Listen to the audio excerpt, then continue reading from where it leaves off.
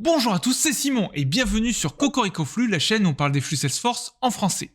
Aujourd'hui, on va voir comment améliorer vos flux écran en passant d'un message d'erreur comme ça à un message d'erreur comme celui-ci. Et on va commencer par le flux tout pourri avec le message d'erreur encore plus naze. On a un message d'erreur du type « Une erreur non gérée s'est produite dans ce flux » et là, votre utilisateur final, il est dans la panade. Il va pas savoir quoi faire et il va vous contacter par le moyen de contact habituel, ce qui va vous faire perdre du temps, vous allez devoir chercher d'où vient l'erreur et c'est pas pratique, il peut pas s'aider lui-même.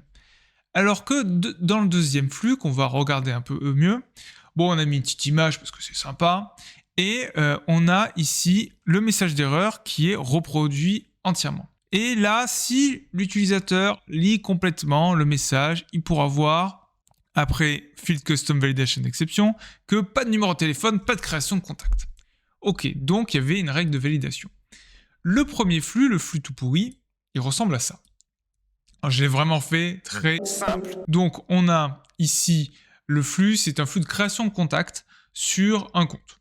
Donc là, j'ai ma variable d'enregistrement de contact, je lui demande le nom complet du contact, et ensuite j'insère le contact, pas plus compliqué. Basique. Et ce qui se passe, c'est que j'ai créé une pauvre règle de validation au niveau du contact, qui, si le contact n'a pas de numéro de téléphone, et là on ne le renseigne pas, ça plante.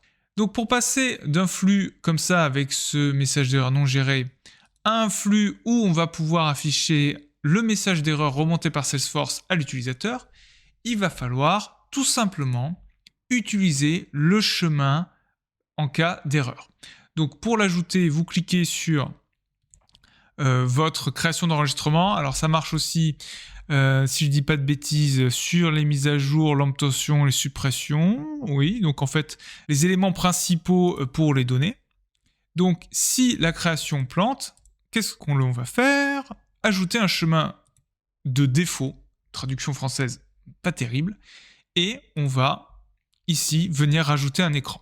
Donc on rajoute un écran et je vais directement aller dans le flux où j'ai déjà fait, donc la version optimisée, où j'ai mon chemin d'erreur. Là j'ai mon deuxième écran. Ce que j'ai fait, c'est que j'ai utilisé les sections qui sont ici. Donc j'ai mis une section, j'ai trouvé que 3 colonnes sur 12, c'est souvent pas mal pour mettre l'image d'un côté. Donc après, c'est juste un display text image. Je sais pas si c'est la bonne manière de faire. Et puis ici, je clique sur ajouter une image, ajouter une image de chaton. Et là, on voit, c'est surtout ça qui nous intéresse aujourd'hui, c'est le flow fault message. Donc comment vous pouvez le retrouver? Vous avez tout un ensemble de variables qui sont disponibles en permanence, des variables globales. Et vous avez dans flow, vous avez ici le fault message que j'ai déjà mis, donc je vais pas le mettre deux fois. Et le fault message, ça va être ce message d'erreur que l'on voit ici, qui est complet de cette manière. Et en faisant ça, vous allez du coup afficher l'information à l'utilisateur et il va pouvoir se débrouiller tout seul comme un grand. Est-ce qu'on pourrait pas faire mieux? Est-ce qu'on pourrait pas retirer le texte avant et après? Eh bien oui, c'est le bonus du jour. Regardez, j'ai créé un bouton contact super optimisé. Donc, sur mon compte Royaume d'Égypte, je vais ajouter Astérix le Gaulois. Et voilà, ça va beaucoup mieux. Et on a la règle de validation avec son message et uniquement son message. Donc là, pas de numéro de téléphone, pas de création de contact, pas de création de contact, pas de contact, pas de contact, pas de contact. Très beau message d'erreur. Je clique sur terminer, il ne s'est rien passé.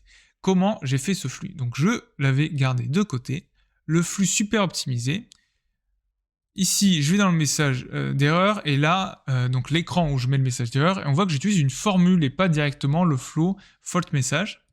Et la formule, elle va se baser, alors j'essaierai de vous la mettre en description, ou d'une manière ou d'une autre, la rendre accessible. Donc tout simplement, je vais utiliser des formules Salesforce comme mid, et je vais chercher le texte Field Custom Validation Exception, qui est, là je suis en français et il s'affiche en anglais, donc il est toujours en cette langue.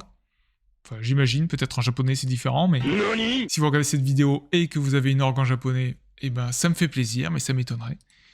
Donc, je prends le fault message et je vais finalement aller chercher est-ce que j'ai le fit custom validation exception, donc une règle de validation qui s'est déclenchée ou pas, et je vais comme ça garder que la partie qui m'intéresse.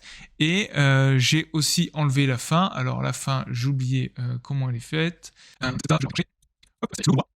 Et la fin, c'est vous pouvez consulter les valeurs. Et vous pouvez consulter les valeurs. Donc je vais chercher les différentes informations. Et je vais garder que le texte central. Comme ça, on se retrouve avec mon petit flux super optimisé. Et je vous recommande de garder de côté cette formule parce que le flow fault message, c'est une variable qui est disponible dans tous les flows. Donc vous pouvez juste copier-coller. Il y a peut-être d'autres manières. D'ailleurs, si vous avez des idées, je suis vraiment preneur parce que à chaque fois, je viens la copier-coller. Mais peut-être qu'en passant par des custom settings ou je ne sais trop quoi, je pourrais... garder cette formule de côté parce que là pour l'instant elle fait que les règles de validation, mais si elle pouvait faire par exemple les filtres de lookup qui ne sont pas respectés en enlevant la partie du début, la partie de la fin, ça serait pas mal. Mais voilà, vous avez un message beaucoup plus clair pour l'utilisateur. Donc ce qu'il faut retenir, c'est premièrement toujours dans vos flux écran, quand vous faites une action sur la base de données, mettre un chemin d'erreur et rajouter un écran dédié à l'erreur. Et vous n'avez pas besoin de multiplier les écrans. Hein.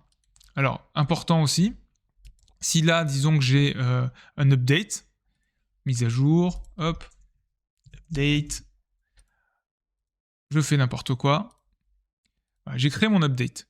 J'ajoute un chemin par défaut. J'ai pas à recréer l'écran. Vous cliquez sur le plus, vous connectez à l'élément et vous allez sur l'écran d'erreur. Un écran d'erreur par flux, vous pouvez en faire plusieurs si vous avez envie, hein, mais un ça suffit. Le chemin par défaut, vous utilisez la variable fault message pour aller au plus vite, ou vous pouvez utiliser cette formule que vous pouvez peut-être améliorer. J'ai bien galéré, mais il y a peut-être moyen de faire mieux. J'espère qu'il y a moyen de faire mieux. Et si vous avez réussi à ajouter d'autres formes d'erreur que les règles de validation, mais c'est vraiment celle-là qui me pourrissait la vie.